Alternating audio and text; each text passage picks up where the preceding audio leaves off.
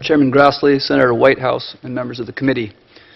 As the Director of Research and Policy for the Public Safety Performance Project at the Pew Charitable Trusts, I appreciate the opportunity to testify here today on why states are prioritizing juvenile justice policy reform.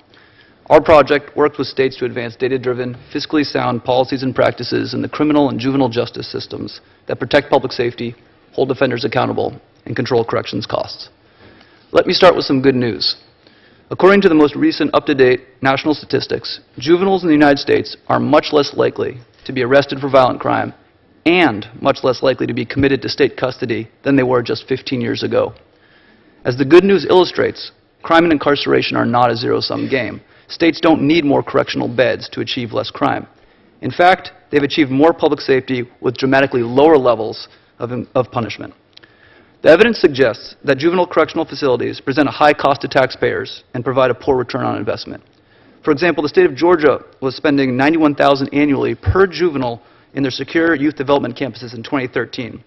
65% of youth released from these facilities were re-adjudicated or convicted as adults within 3 years.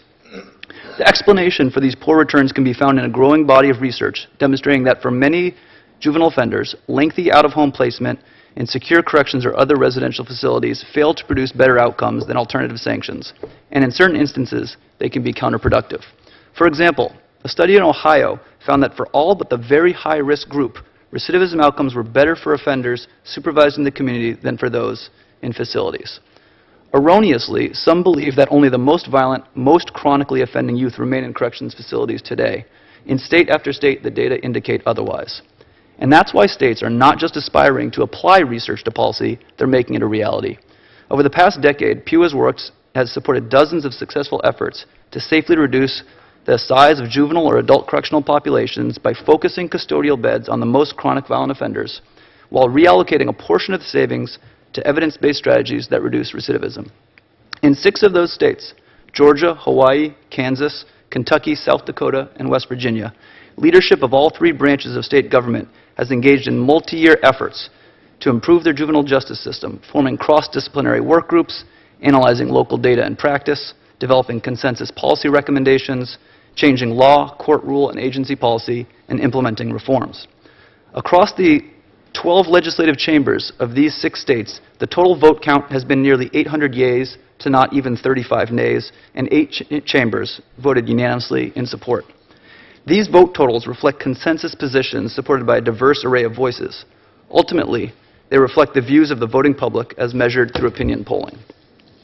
For all these reasons, the Research Foundation, the consensus efforts, the focus on good governance, and the public support, juvenile justice reforms are legacy items for many state leaders. At his state's bill signing, Kansas Governor Sam Brownback stated, quote, "Juvenile justice reform has been a priority for my administration.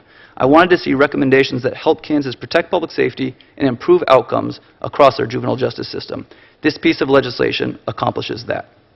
And the initial results indicate a strong legacy in the making. The states have downsized the population of youth in correctional facilities and other out-of-home placements. These population reductions, in turn, allow the state to reallocate funds from residential beds to a continuum of lower cost, higher return supervision services and sanctions delivered in the community. Anticipating a reduction in residential beds, the 6 states provided upfront investments totaling more than $20 million into public safety strategies. For example, Kansas is expanding access to a family-centered treatment program into every judicial district in the state, meaning that hundreds of youth can be served by a program shown to reduce recidivism while remaining at home. Implementation matters, and the 6 states referenced have each benefited greatly from implementation assistance funded by the Office of Juvenile Justice and Delinquency Prevention and provided by the Crime and Justice Institute.